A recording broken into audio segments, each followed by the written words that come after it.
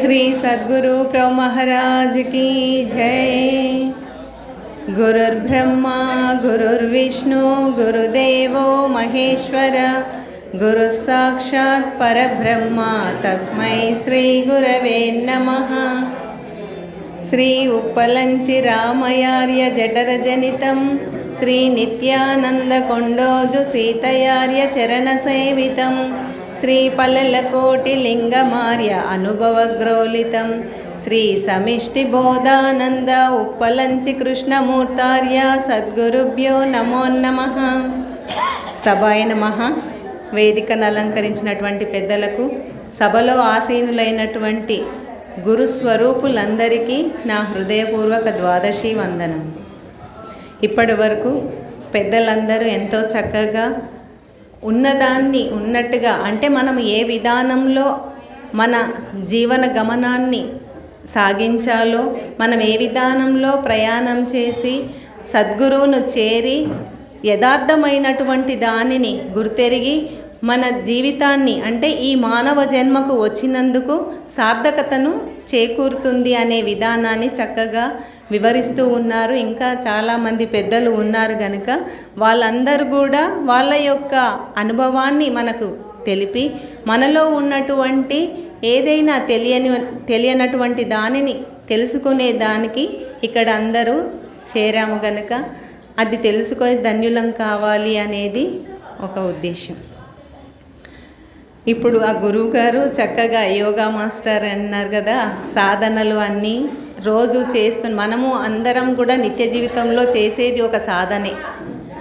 సాధన సంపత్తి యుగల సాధకుడొక నరుడు ఘోర సంసారమునన్ బాధపడలేక తన పుణ్యోదయమున గురుని గాంచి యురుతార భక్తిన్ శరణని మ్రొక్కి మరి మరి యుక్తిన్ బోధాజేయుము పుణ్య పురుష మా బోంట్లకు సాధించదగు ముఖ్య సాధనాని పలికే యురుతార భక్తిన్ శరణని మ్రొక్కి మరి మరి యుక్తిన్। సాధన సంపత్తి యుగల సాధకుడొక నరుడు అంటే నిత్యానిత్య వస్తు వివేకము, ఇహమూత్రార్థ ఫలభోగ విరాగమము, శమాది షట్క సంపత్తి, ముముక్షత్వము। సాధన సంపత్తి యుగల అంటే సాధనలు, ఇప్పుడు మనకు దీక్షితుల వారు ఏమన్నారు, ఆయన కూడా ఎన్నో సాధనలు అంటే యజ్ఞయాగాది క్రతువులు అన్నీ చేస్తూ ఈ చేసినటువంటి దానికి పుణ్యము అనేది, ఫలితము అనేది ఉన్నది కదా, మళ్ళీ దాన్ని అనుభవించడానికి మళ్ళా పునరపి జననం అనేది ఉన్నది కదా, మళ్ళీ ఈ జన్మతో వచ్చిన దానిని ఈ మానవ జన్మ తప్ప వేరే ఇతర అంటే 84 లక్షల జీవోపాధులలో మానవ జన్మ గొప్పది అని అంటున్నారు కదా, మరి ఈ మానవ జన్మలోనే తరించగలము అనే దాన్ని ఉద్దేశించి సాధనా చతుష్టయ సంపన్నుడైనటువంటి ఒక సాధకుడు ఈ మార్గంలోకి రావడం జరిగింది। వచ్చి తన పూర్వపుణ్యము వశమున తన ఎప్పుడు ఏ సుకృతమో, ఏ జన్మ ఫలమో, ఏ జన్మ వరమో అని అంటున్నాం కదా, దాన్ని సుకృత ఫలమున గురువును ఆశ్రయించి గురువు ద్వారా తన యొక్క బాధ ఏంటంటే ఈ జనన మరణములు అనేది ఒకటి ఉంది కదా, దానిని నివృత్తి చేసుకోవాలి, దాని నుంచి మనము తరింపబడాలి, దాని నుంచి మనము బంధ విమోచనము, ఇప్పుడు అన్నీ అరిషడ్వర్గములు, అష్టపాష్టములు, అష్టమదములు అని ఇవన్నీ మనకు బంధనాలుగా సంఖ్యలుగా తగులుకొని ఉన్నాయి। మరి వాటి నుంచి మనము విడుదల కావాలి అని అంటే గురువును చేరాలి। ఎన్ని యజ్ఞ యాగాది క్రతువులు చేసినా, ఏ తీర్థాటనలు, ఏ పుణ్యక్షేత్రాలు ఎక్కడ తిరిగినా కూడా ఈ జన్మకు అవి నశించేది, లేకుండా పోయేది మాత్రం ఉండదు।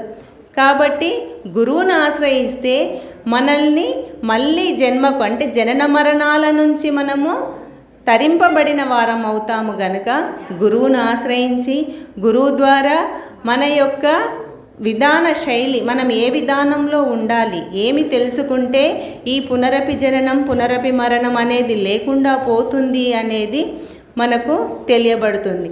అప్పుడు ఏంటంటే ఉండంగానే లేని స్థితి, ఎట్లా మరి అది లేకుండా ఎట్లా అవుతుంది? ఈ ఎరుక లేకుండా పోవడం, ఎరుకతోనే కదా సర్వము సమస్తము చేస్తూ ఉన్నాము. ఇప్పుడు ఎరుక ఉంటేనే కదా ఇక్కడికి వచ్చి ఇవన్నీ మనము వింటున్నాము.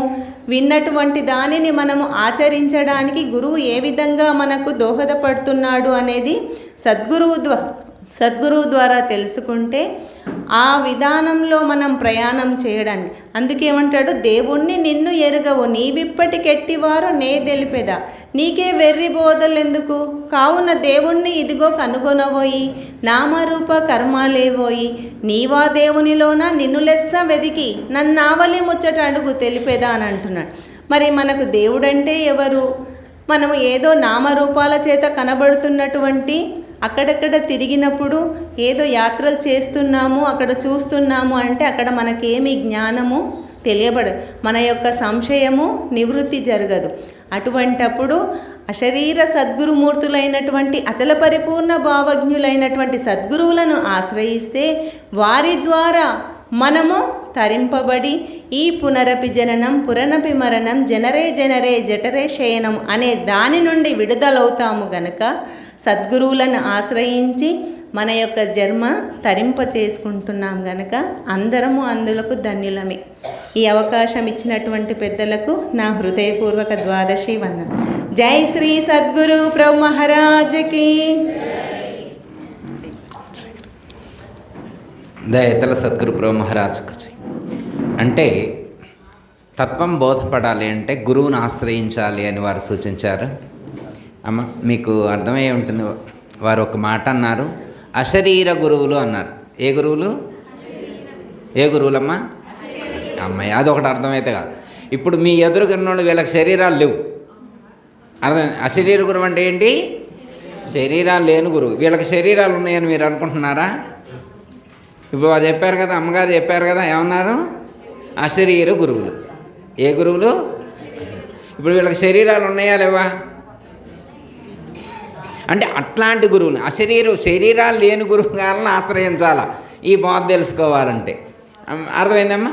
అంటే అశరీర గురువు అంటే శరీరాలు ఉండవని కాదు, ఈ శరీరం నశించేదే, ఈ శరీరం లేనిదే అనేటువంటి జ్ఞానం దృఢమైనటువంటి వారు, శరీర భ్రాంతి లేనటువంటి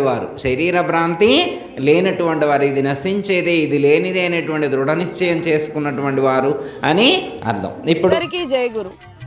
మరిన్ని ఆధ్యాత్మిక రహస్యాల కోసం అచల బోధ, ఆత్మబోధ, భగవద్గీత, అలాగే పండుగల్లో దాగిన అర్థాలు అంతరార్థాల కోసం మరియు యోగము, ధ్యానము మొదలైన అనేక ఆధ్యాత్మిక తెలుగు ప్రవచనాల కోసం క్రింద ఉన్నటువంటి రెడ్ కలర్ సబ్స్క్రైబ్ బటన్ను క్లిక్ చేయండి.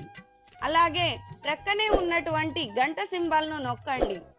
అలాగే ఈ వీడియో మీకు నచ్చినట్లయితే లైక్ చేయండి మరియు షేర్ చేయండి. జై గురు.